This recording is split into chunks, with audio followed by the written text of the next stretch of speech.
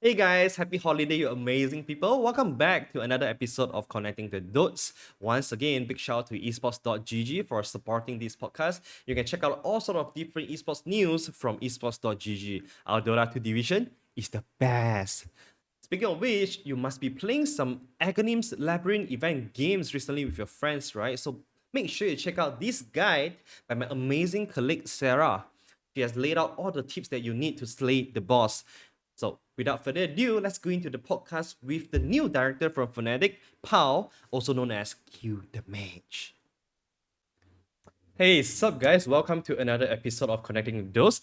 Today we have a very special guest with me, the man, the myth, the legend behind the team Fnatic, Pao, also known as Q the Mage. Hey man, how are you? Welcome to the podcast. Thank you, thank you. First of all, not the legend. The legend is the man whose shoes I will be inadequately filling, because the legend behind Fnatic Dota is and will forever be Eric Cole. So that's True. that guy. Big shout I out to Eric. am, yep, I am but a humble servant of the transition process of the transition government. You are the Yeah. legend in the making. But anyway, big shout to Eric. He has retired from Fnatic. Yes. We always be in the mind and the heart of Fnatic. Big shout to that guy because I love him. He has been giving me a lot of advices as well, even though he didn't need to. So a lot of respect to him. Do you just Yeah. how like since we're on this, how can you share with us how does he impact you and help you during this transition? Um, I mean, Eric has been a long time friend and mentor to me. Even from before. So this is actually my second stint with Fnatic, right? Mm-hmm. I first joined Fnatic in 2019, 2018 actually, as the gameplay analyst for that season. And so, that season I learned a lot from Eric. And prior to that, he did, we were not close. He did Mm-hmm. not know me at all. Like, it wasn't like a handing a friend anything. Just he saw, I guess he saw potential, and so he put it on himself to share his experience and knowledge. So that's really what it was. And even now, he still helps every now Mm-hmm. and then. He has absolutely no reason to, but whenever he has time, he comes up. And Yeah, whenever I have a question, yeah, that's why everyone loves him in the scene. Like, if anything, I know that he's a great scouter. So, you know. Anyway, congrats on your promotion. So you talk about thank you. you being on, Fnatic. So you actually helped Fnatic in the TI10 as a performance coach. Now you are being promoted to director. Yeah, yeah. Yeah. You also coached Team Philippines to the gold medal in SEA Games 2019. And That besides that, feels forever ago. Yeah. exact MCO, man. I'm not MCO, COVID, man. It sucks. Yeah. And also, besides that, you founded an esports company named Blacklist as well. Like, you have done so many things in esports so far in very short Yeah, years. yeah. Mm, but I'm very intrigued with your role in Fnatic as a performance coach because I don't believe we had too much of personnel or role like that in esports, at least in Dota. Could you Right. share more with us with how your role was and how Mhm. have you been helping the player from this role? So actually, performance coaches, we saw a bunch of them actually. I guess the most high profile one would be from OG, where Mm-hmm. they hired a sports psychologist to sort of help team and players sort of out of game things. So in a sense, you could think that my role for this TI was something similar. So the way that ended up happening was it was the end of the second season of the, and Fnatic did not qualify for the anime major, I Yes. believe, Yeah, that's right? right. And because of that, they were not locked Mm-hmm. for TI. And so Eric gives me a call, and by this time, I had left the esports org that I built, which Mm-hmm. is Blacklist International by Tier One Entertainment, not T1 the Korean org, Yep. Tier One Entertainment here locally in the Philippines. Mm-hmm. Um, I had been sort of floating around being a consultant for various sports projects Yep. locally in the region. And so he called me up and said, "Hey, we didn't qualify. we have to go through we have to go through qualifiers. Sorry, we need help with the team. Mm-hmm. Would you be willing to come on board? And before he even told me what I needed to do, I said no problem. And so when he told me what he needed from me, and what Sunby Pete Yeah. needed, it wasn't particularly in gameplay because we were sort of switching the dynamic in the team. Mm-hmm. He said we needed someone to sort of help deal with sort of out of game issues. We're bringing in two people who have never been to TI before, Mm-hmm. which was Death and Chen. Good. So and it's going to be a really rough sort of pressure situation because they're coming in and their job is to qualify for the biggest tournament. Yes. So can you help them primarily with communication and mentality, which were a few things that I suppose he saw that I could help with when I was doing gameplay analysis back in. Mm-hmm. So that was basically my role when I came in. We believe that was June. Yeah, it was first week of June. Mm-hmm. Um, and they had signed Death the day prior, and then I. Yep. Ah, all right. So that was it. That was a very memorable qualifier. Whoa, As that was oh, very stressful. absolutely. Especially during the grand final, you guys were 2-0 down.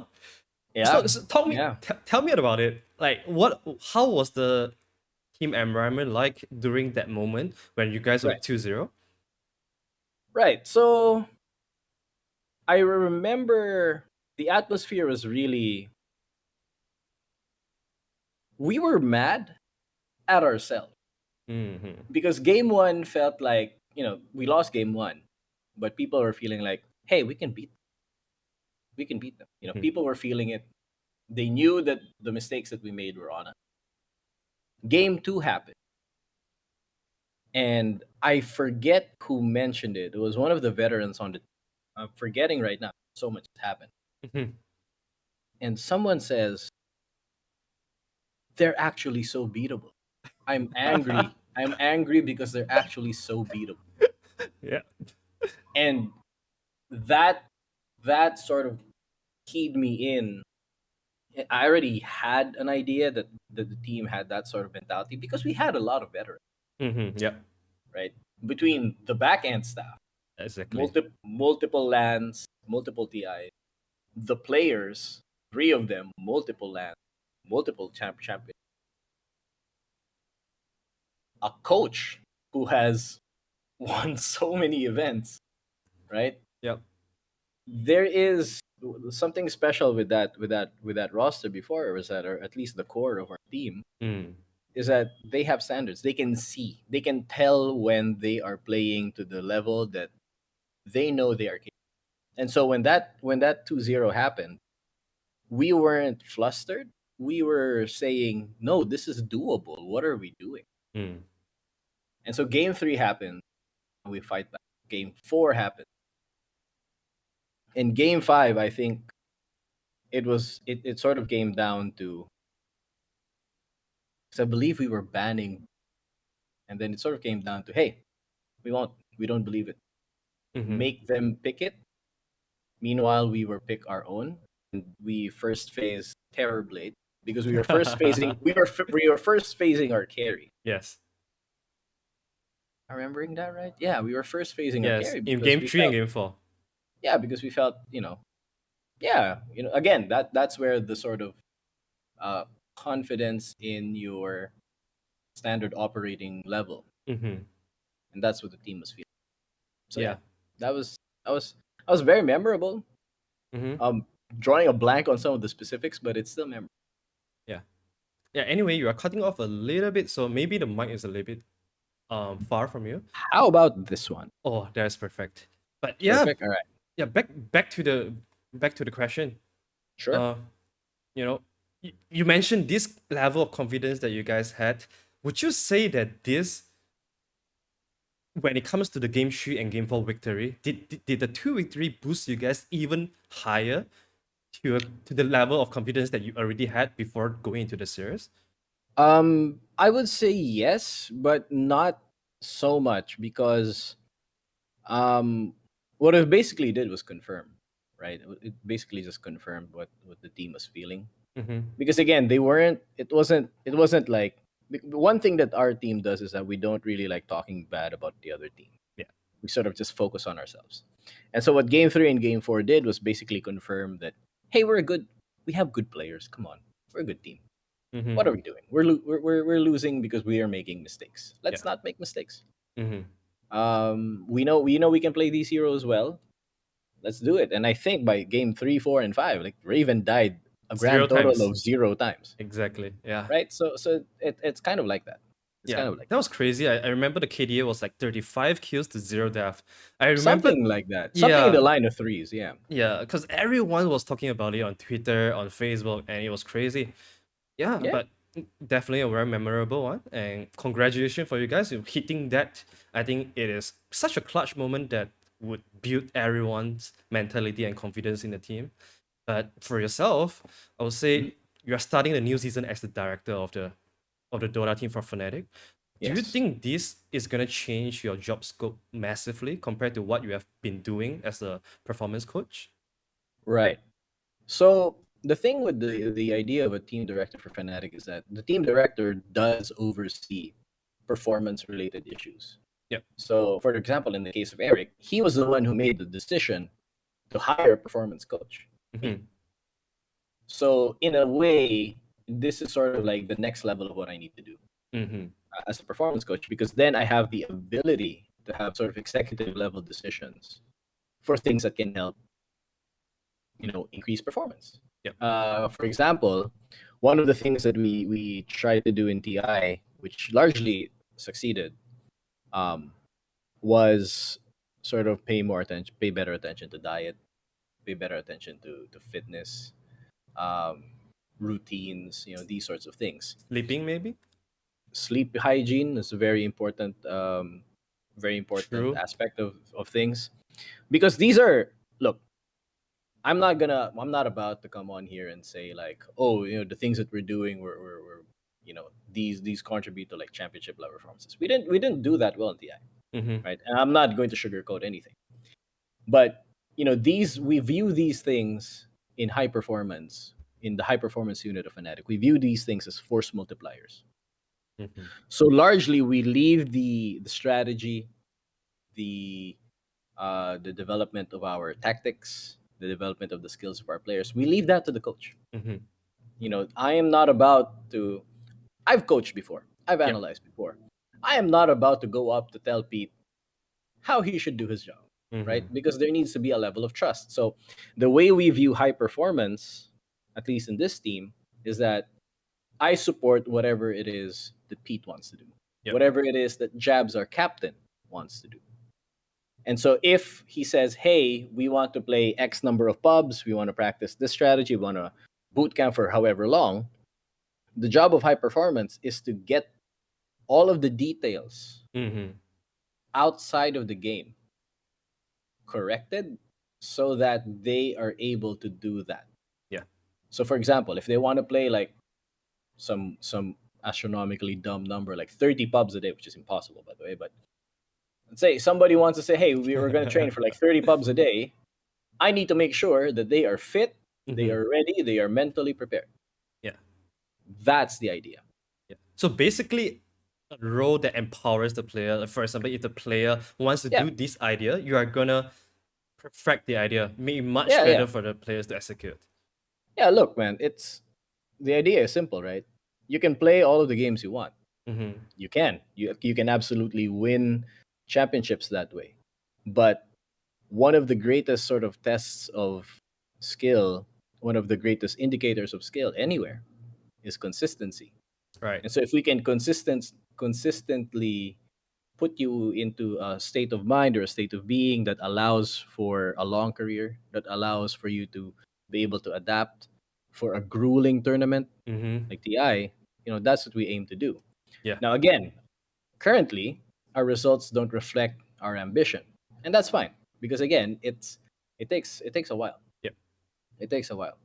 But that is the idea between sort of the unit that we have for Fnatic called the high performance unit. Mm-hmm. That's sort of the idea where, again, these are force multipliers. Yep. At the end of the day, there are 5 people in your team in that server. I'm Yeah. not gonna be in the server with them. I'm not even in the room when they're drafting. Yeah. I can't give out a speech, right? The moment the draft ends, the coach leaves. Yeah. So at the end of the day, it's those 5 players. So everything that we do in high performance is to help them before they enter that server. Yeah. So At the end of the day, it's still them. mhm. So no room for a pep talk, nothing like a last minute preparation for the team. Everything is built beforehand. Everything, Everything is, at least where high performance is. yes. Our job is incremental. Mm-hmm. Our job, it's not like a Hollywood movie, where someone just gives a big speech and then some. No, it's not like that. Yeah. It isn't. It is never like that. Cool. It happens in the small things that you do every day, um, and honestly, it's very hard to measure. It is True. extremely hard to measure. Yeah. At the end of the day, you can only do what you set out to do. You can only help them the way you think is best, the way to help them. It's still up to them. Mm. It's very exciting and interesting to learn about this thing because I feel like with this high performance unit in the team, it kind of you know feels like it pushes esports team into the traditional sports level, NBA and stuff, football. I assume that all of them will have some performing team like that to help the players. Yeah, but They do. They do. Actually, yeah, that's this is not the high performance unit of Fnatic is not just applied to Dota, by the way. mhm, This is spanning to all of the titles that Fnatic competes in. For example, right now, I believe the Fnatic Valorant team yeah, is in uh, the master. in Berlin. Yeah, they played yesterday against C9. Mm-hmm. They have my boss there. My boss is with them, the head of the high performance unit, Jens Hilgren. Wow. Jens is there. Mm. So I believe the CS:GO team is also handled by and also has a representative from the high performance unit sort of helping them. And our CS:GO team, I think, is trending upwards. Um, you know, so again, this is applied to everything Yep. because we absolutely do think the way you described it. Yeah. We don't just want to like give a bunch of teenagers money and here play video games. Yeah. We want to help them. We want to help them achieve their stated goal, which is to win championships. And again, it takes time. Mm. It isn't one speech or here eat a fruit and you're going to start landing Yeah. invoker combos in point 2 seconds, right? It's not like that. Mm-hmm. So yeah.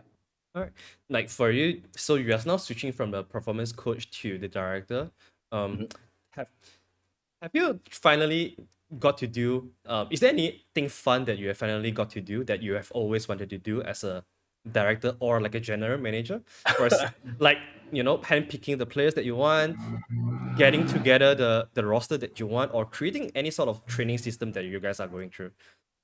Right. So right now, not yet, Mm. because I think for this first season, we are still on an online bootcamp system. The world is still in a lot of places. The threat of this global pandemic is still very real, Mm. and it's still a challenge to sort of get people all together, especially because we had to all come back, and for a lot of us, it was a protracted campaign to get back to our home country Yeah. because of the pandemic again.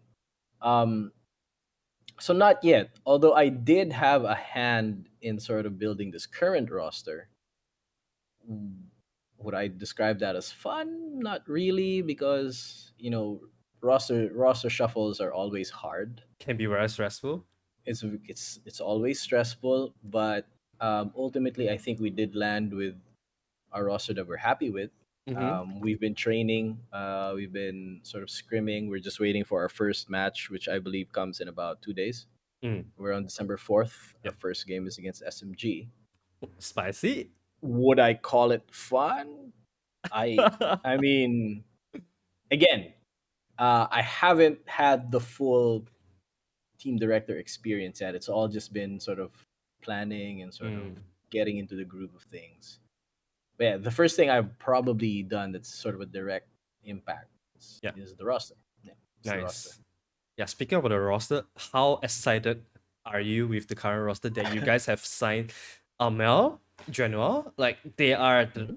Amel, I believe, no introduction needed. He has been probably the top two or even top one mid player in Southeast Asia for a long time. The Genoa though, chief, a the chief chief, player. Exactly. yeah, Chief Armel.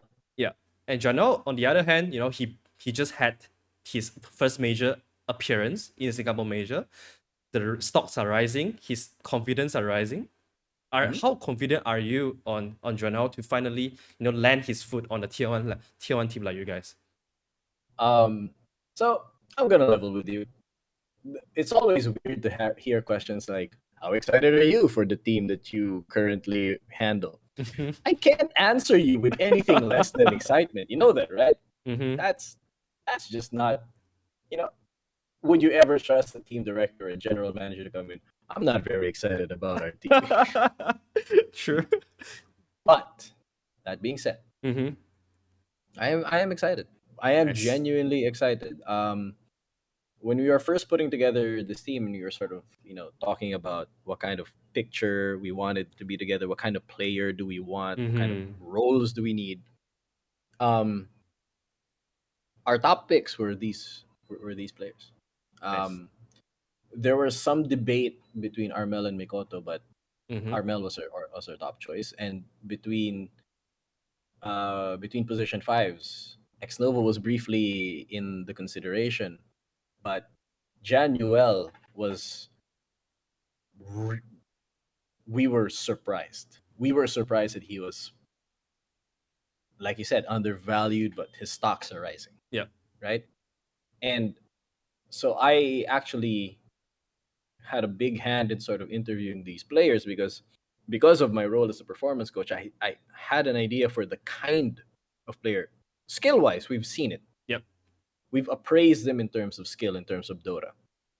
And I know enough about Dota to be able to make that judgment call. But we also knew that we needed a specific type of player outside of the game, Yeah. and they fit the bill. What I'm me for just talking about myself, not speaking for anyone else in the team. What excites me about Januel is that this is a guy who decided, hey, I'm going to be a support player in Southeast Asia, Yeah. specifically a five. It is not a fun role, Mm-hmm. Not at all. especially in high MMR.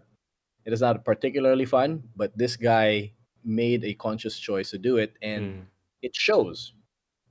I remember just watching him play like Faceless Void or Troll support just because he understands what you need to do as a support. You can give him anything.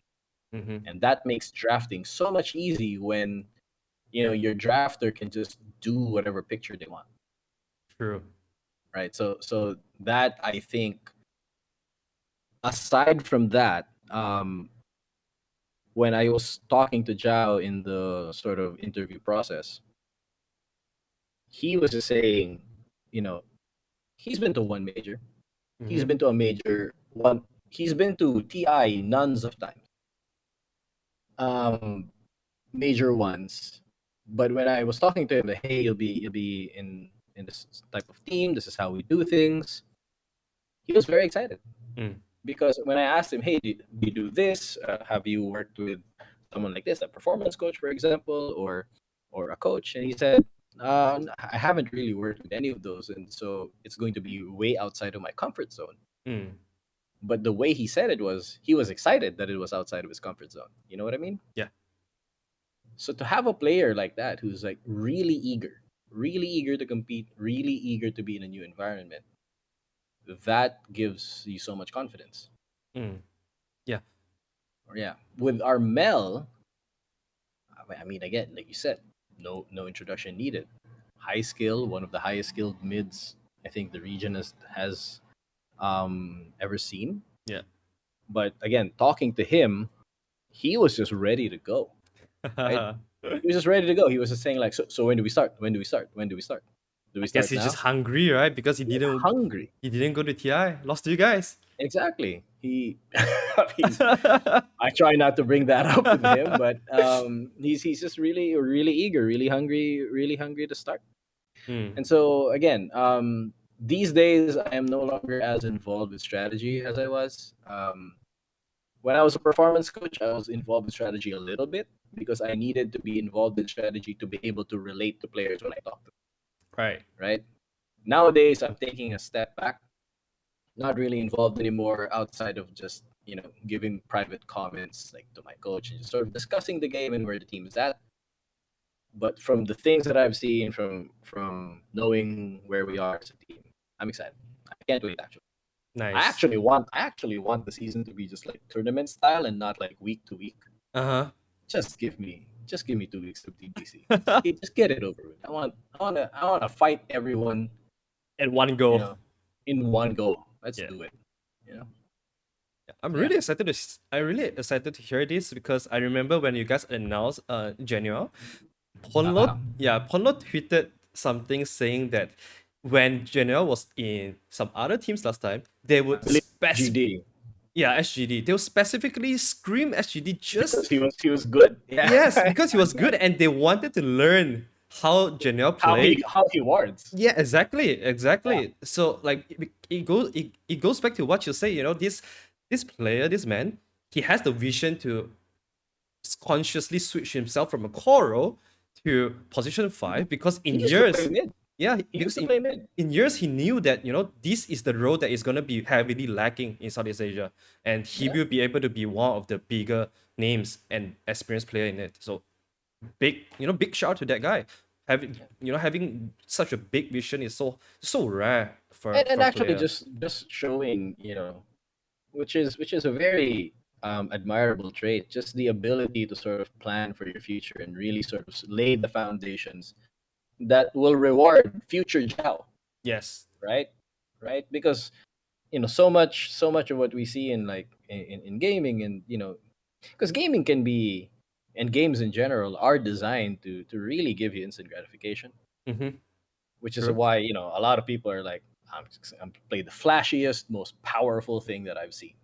Mm-hmm. But this guy made a conscious choice years ago to say, hey, supports aren't, you know supports, there aren't a lot of supports. There's way too many mids, there's way too many core players. I'm going to invest my time in doing this. And lo and behold, now it's paying off for him. He was very exciting to watch in Neon. And I can't wait to see what he does wearing the black Jersey. and orange. Yep. Wearing the black and orange. Yeah. Man, I think man, delay gratification, man, guys. You guys heard it here. It work. It It works. is. Yeah. It is. Give your future self a gift, guys. Yes. Everyone. Please. Yes. Yeah. Okay, so last question I have for them.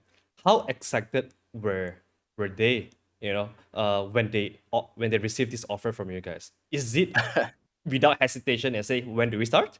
Or did they take their time to think about it?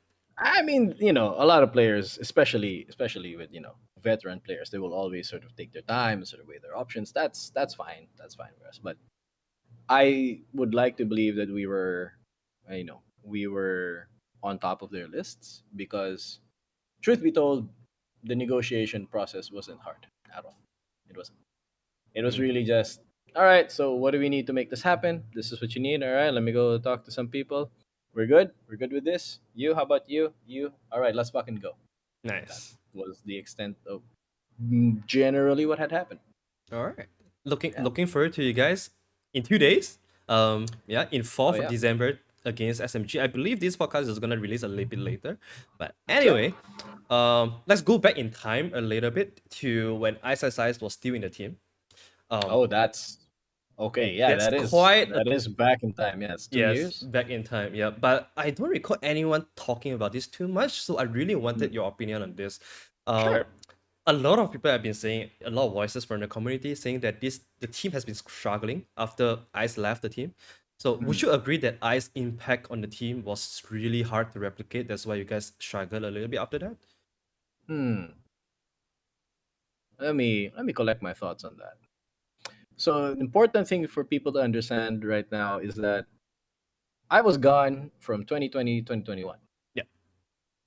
And 2020 started the pandemic. Ice was still there. They won their first LAN in that squad was DOTA Summit 12, Mm. right before the pandemic. Yeah. Right Right, before they wanted to go to right LA before, Major. exactly, right before ESLLA, right? Yeah. Um, so I was out of the team then. So I can't really comment on what had changed then. I can only really comment my observations from before I joined the team again, Yeah. because back then I was just watching and I was a fan. And my concept of Ice when I was in a team with him, because I was in a team with him, and we've grown to be friends. We play Magic the Gathering together. Mm. Okay. Um, so Ice is always sort of Ice is a really good offlaner because I think as a person he's just offlane man. I Okay. actually think his Smurf is named offlane man, right? So he just generally has so much experience, so much Creativity.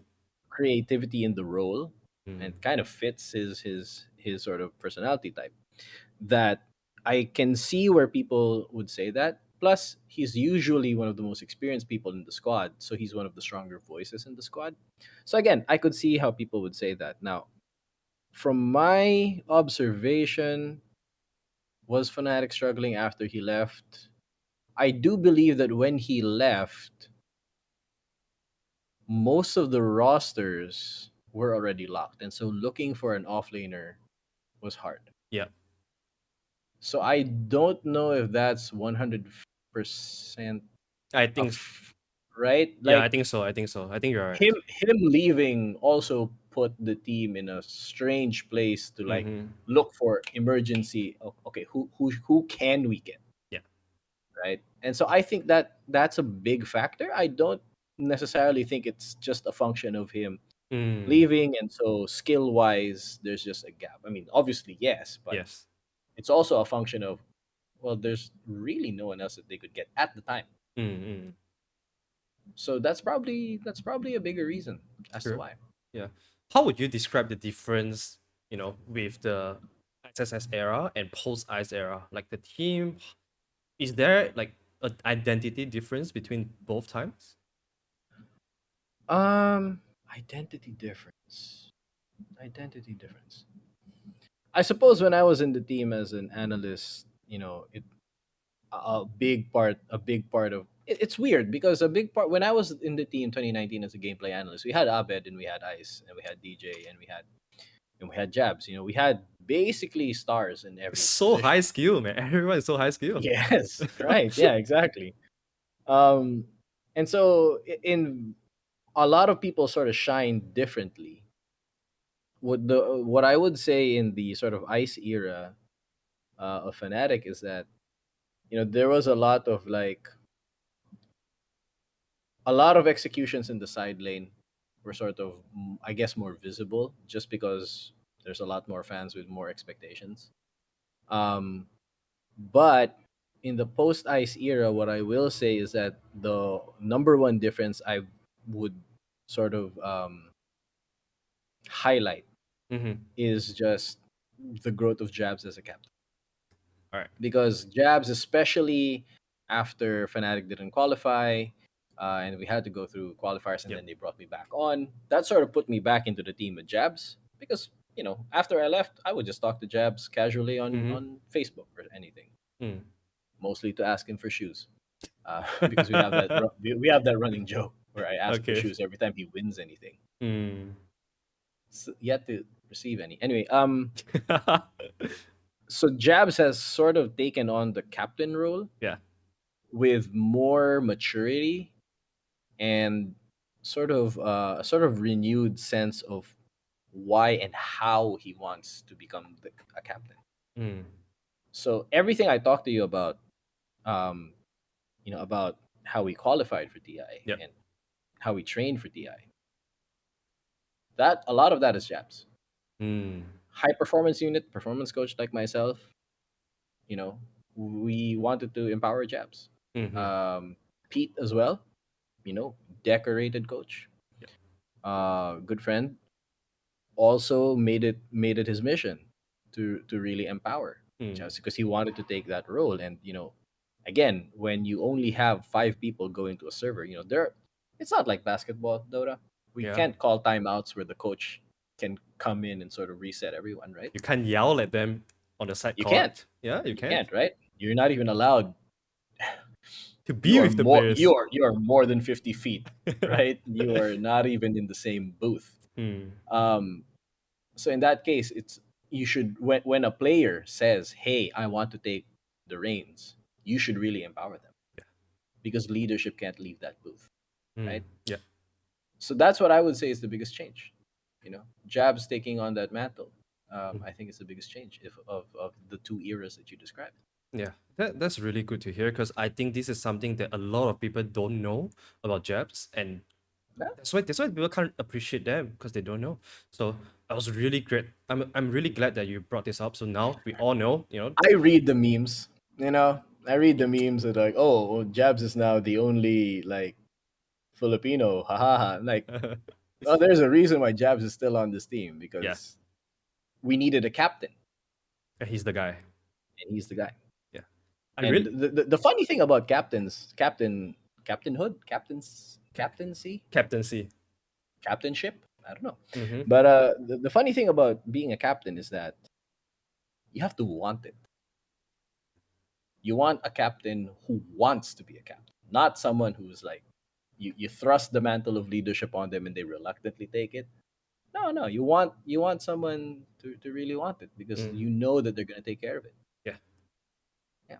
you can't like captaincy is something that you can't force. So yeah, totally You can't agree with force you. it. You have to want it. Yeah.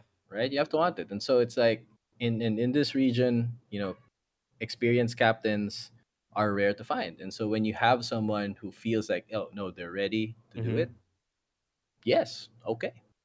I'm gonna I give you believe in you. everything you need and Of go course. be the guy. Yep. Yeah, because again, right, the things that these players go through, they have decided to devote their lives to Mm. winning the largest prize pool in all of competitive gaming. And that comes with different stresses, takes them Sacrifices. away, sacrifices, takes them away from families. They don't need me to pressure them more. True. They don't need me to do that. The fans will do that themselves. You know Just tune into the Facebook comment after every game, and you get the motivation or the stress from them. exactly. So in my case, when we were sort of rebuilding the team and we had captain that wanted to say, hey, no, I still want to be captain. I have Nice, a vision. Okay, let's do it. nice. All right, I really want to talk more about Jabs, but since we are talking about the past and the future, Sure. if you were to, if you are able to create a dream team of your own, with Team of my own. yes, with all the players that you have worked with before, so a little limitation here for you. Okay, just the amount of players that you have worked before, what would Okay. the roster be? You can include everyone from players to managers to analysts to coach. Once again, I will be real with you. All right. Would you trust a manager who made a dream team that didn't have the people that are with him right now? True, true, true, true, true. All right. Come on, man. True, Come true, on, man. true. But But all right, that's a but. Love it. you did say I can include back end people. So I Yep. will 100% say Eric Court. That is the only thing that I'm changing because again, don't make me make a dream team when I have an active roster, man. You do that when I'm retired. You know what I mean? When I'm Yeah. You All do right. that when I'm retired. I have an active roster and we're playing in 2 days. Do you really want me to go on a show and say my dream team is none of these people? Yeah. Oh man, I feel to create some drama here, but yeah, that's a fantastic, But fantastic answer from you. Eric Core, Yeah, the man. the man, the myth, the actual legend. Yeah, the man behind all these things. Yeah, I mean, Mhm, whatever that he's doing next, man, best wishes mhm. for him. Oh, they're lucky. They'll be lucky to have him. He will Exactly. solve 98% of all your problems. Nice. All right, back to Jabs. So Sure. Jabs in the coming season, he will be playing position 3. So he is now officially the guy that plays all roles. 1, 2, 3, 4, Yes, 5. I was there when he played one. TI Knight, yeah. How was Yeah, that? I was there. Um, that was a learning experience for everyone involved. But he played well. He Mhm. played well. It was just the circumstances around that was a learning experience for everyone involved. So I think a big part of how much he's matured, sort of came from that era. Um, because right after that, right, we had 2020 and we didn't have Ti, Yeah. and so really last Ti was his first Ti ever since that happened, Mm-hmm. and so yeah, he has officially played all roles. Incredible. Incredible. Jabz is incredibly high skilled. I remember just watching him, even in this Ti, just watching him play like Prophet. That was some of my favorite games to watch from our side. Mm-hmm. Um, just because his Prophet play was so very good, and so I assume the question is why is he on 3 now? Yeah, and also, who's the one that suggested this idea? Was it coming from himself, or was it the teams, or anyone else? Right, right. So again, when we were sort of the tournament run was over for us, Mm-hmm. and so we sat down, sort of talked about the future direction of the team. The first thing we had to answer was, do we still want to play together? Yeah. And past that was a bunch of philosophical things. Well, if you want to play together, how does that look like? What are our shared goals and everything? And so once all of that was sort of aligned, it was time to start thinking about the actual pieces. Mm-hmm.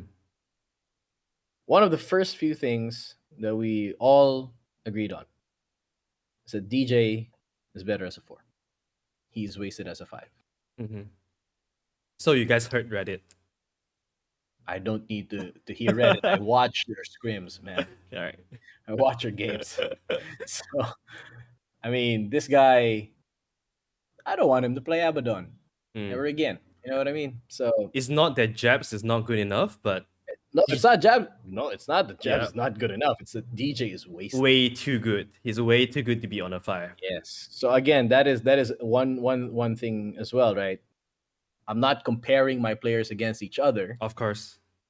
What I'm saying is DJ playing Abaddon is a tragedy when Mm-hmm. he can be playing, Tusk. You know what I mean? Yeah. So something like that. Mm-hmm. Mm-hmm. So that was one of the first few things. Raven, obviously, we want him. We want him as a 1. And so the question was, because we want Jabs to be the captain, we felt as well that he would be wasted as a 5. Yeah. And we had our choice of 2s. We were never really hurting for a choice in a mid laner Mm. because we live in Southeast Asia. That's just not, you're never going to run out, right? That's a luxury, yeah. That is a luxury. So we were never going to run out of 2s. So there was no pressure to put him in the 2. Mm. But we knew we didn't want him as a 5. And so when we were thinking about, okay, who do we want to play as 3? That's when we started drawing a blank, Nice. right? All right. That's when we started drawing a blank. I believe at the time, right, a lot of the players that we were even probably going to consider were already locked up in teams. Mm-hmm. Can you But name who? even, I mean, a lot of them were, like everyone, for some reason this year, everyone was sort of like in Southeast Asia was locked pre end of TI, All right. right? Right? True. Yeah, yeah, yeah, yeah. A lot of them were locked pre end of TI. And so when we were sort of thinking about that, we were also thinking, well, Jabs, you play core in your pubs a lot anyway. Mm. And so that became the conversation. And then he said, yeah, I want to play 3. Mm. And so from that point forward, we knew that we needed to look for a mid laner and our hard support.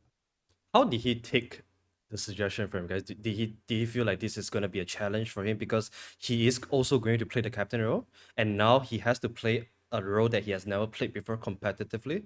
Is this a big challenge that he needed time to take, or was it without hesitation from him? I'm trying to remember. I don't necessarily remember it completely in detail, Mm-hmm. but I don't remember a lot of hesitancy because one thing that I would like player people in general to understand about Jabs is he just loves playing Dota. Hmm. This guy just loves playing Dota. He is consistently top 10 MMR Yeah, in C. almost 11K playing position 4 as well, and a And little bit he of cores here and yeah, there. exactly. And that's the thing with him as well. He plays cores anyway. Yeah. So it's not like he doesn't have the skill level required for the role. Mm. He has played that lane from both sides professionally. Support 5, um, hard carry, safe lane carry. He's played it Yeah. from support 4. It's really just off lane 3 that he hasn't played this lane on. But Mm. because again, he just loves playing, I would like to think that he took it as a challenge Challenge. Yeah. happily because again, it's just he just loves playing Dota and he would just like to be able to play Dota and have a good impact on the game. Nice. So I don't remember there being any kind of friction really. Mm-hmm. So yeah. Nice, nice. All right, so it sounds like Fnatic after all, a team that is super hungry to push for more. Zhao coming into the team with a lot of hunger, a lot of motivation to prove himself to be, worthy to be here, which I think he definitely will. Jabz, taking out a lot of challenges this season, be a captain, being on a new role, so super excited for that. I think overall, after all, it's just a very exciting team to watch out. So my last question here would be, it's been a crazy shuffle season. We have got a lot of like super team, dream team, whatever you want to call them. Mhm. So I would like to ask from your perspective and maybe the team's opinion, which teams in Southeast Asia would be the team that you guys can see, motivate, and push you guys the most in the entire season to be a much better version of yourself? Which team in Southeast Asia, Or internationally, of course. right? Which teams motivate us to be the best version of ourselves? Fnatic Dota. We scrim a lot of teams every day. Mm, We fight lower division teams, upper division teams. But the one common theme that's there in every single practice is us. And so if you're trying to motivate yourself to get better, you should only really get better than who you were yesterday. That's always sort of putting an external force to be your comparison point is kind of setting yourself up for failure. mm-hmm. There can be some good in that, sort of having a healthy rival. But I think that we will probably have a healthy rival once the actual DPC season starts. Yeah, For us, at least. yeah. At this point in time, we are in the preseason. We haven't played our first game. Mm-hmm. And so because of that, we can't really say who is our, which team sort of has our number and we're just trying to beat them. We're not there yet. Mm-hmm. Come back and ask me middle of season 2, middle of season 3 maybe. Once we have Nice. like more games against other teams in officials because we don't have officials yet. Yeah, that's And true. so right now the motivation is that we're better at our timings, we're better at our drafts, we're better at being us. Yeah, At nice. this moment in time, the question is which team in C motivates us? Us, because we haven't played enough. We haven't played anyone in officials yet. Yeah, we got a date, pal, because Sure. maybe at after the first major, we are gonna come back and talk about these things, and So hopefully by so that time we have yeah. an So answer from you. the first major is in February. I'm gonna help you set your calendar. The end of the second season is April 24th. Okay. Is it April 24th or 14th? It ends with a 4. Ask me then. All right. All right. We'll be back for the second episode with you when that happens. Yeah, no, because I'm just keeping it real, right? Like Mm-hmm, at mm-hmm. this point in time, just sort of putting another team as our sort of rival doesn't really do anyone justice. Yeah. Doesn't do us justice, doesn't do other teams because we haven't played each other yet. We haven't had a finals again. Someone can come up and say, "Oh, it's TNC Mm-hmm. because you reverse swept them last year." Yeah, but it's not the same org anymore. We Yeah. have one of those players now. Yeah. You know what I mean? Yeah. So it's just not the same. All right. Yeah. We hear you. The biggest challenger for you guys are your version yesterday. So Mm. nice answer. And I think that's all I've got here. We are about to end. So is there anything that you would like to say to your teammates that might be hearing this? I hope they would. And or any Yeah. fans that have been supporting you guys for so long, or any the one that you would just like to shout out to. Yeah, I mean, obviously, massive shout outs to my team, particularly my coach Sunby. Mm. Always holding the fort and sort of keeping an eye out. Just absolute consummate professional. Everyone on my team, uh, Raven, Armel, even though they're both the noisiest in the team, both the noisiest in the team. Jabz, who is my captain, who I will leap into hell and kill the devil for. Um, DJ, the 1,000 games for Fnatic, and Damn. Jao, who owes me shoes because that is our deal. After he gets his first paycheck from Fnatic, he buys me shoes. Nice. Um, I love every single one of them. I wish them the best of luck. We will be here to support them in their run. So the rest of the way through, it's on them. Also, want to give a special shout out to everyone on the pro gaming department side. My boss Karn, and of course Jens from HBU, and one of the unsung heroes of Fnatic, Neil Martinez, who is Mm-hmm. our content guy. Yeah. So he is responsible for all the cool stuff that you see on the page. We're planning more and more now. We're trying to engage more fans around the region. I have seen somewhere that we are now the new Pinoy team. After so long. That was not intentional. Just sort of ended up that way. Yeah. But we are looking to sort of engage fans in a new way this season. We are very excited for some of the fan bundle stuff that we Oh. submitted. Yeah. So I hope people can support us through there. And lastly, and once again, always have to give a shout out to Eric Core. He has been with Fnatic. He brought Fnatic Dota to C in 2015 with Team Yes. Malaysia. The man has not missed a TI. 100% here appearance. Has not missed a TI.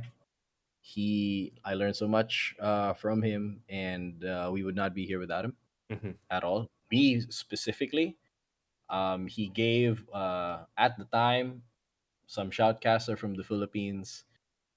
He watched some of my cast and saw and discussed it with his coach that I kind of knew what I was saying, and without any prior experience, just told me to apply to demonstrate my knowledge, and that sort of put me on the path that I am currently on right now. Yeah. So I cannot say enough good things about him. Yeah. So yeah, that's it for shout outs. Am I missing anyone? Nope. Yep. That's about it. Right. Yeah, love everyone in my team. Good luck to us, and good luck to SMG as well. Everyone else in the DPC. Yeah. Uh, just give me DPC right now. I kind Yeah. of I kind of don't like having it just one game a week. Yeah, it kills the mood, man. It kills the fire. Yeah, but yeah, I mean, much love to everyone, especially Eric. Hopefully you are listening to this. And that's all for us. Thank you so much, Pao, for coming onto the podcast. Appreciate having you. Love talking to you. And I wish you all the best and Appreciate it. Yeah, everyone in Fnatic all the best as well. I love getting on. You messaged me and I was like, Yeah. ah, Like doing right stuff tonight. after and we are doing this already. It's crazy, man. I It's going to be a very busy month, so Mhm. might as well get it. You know, Yeah. I'm happy to do it. Happy to speak with you. Thank you. So Thanks for your anytime, time. All right. All right. problems, no worries. Good luck and best of fun. Thank you. Cool. Bye bye. Bye bye.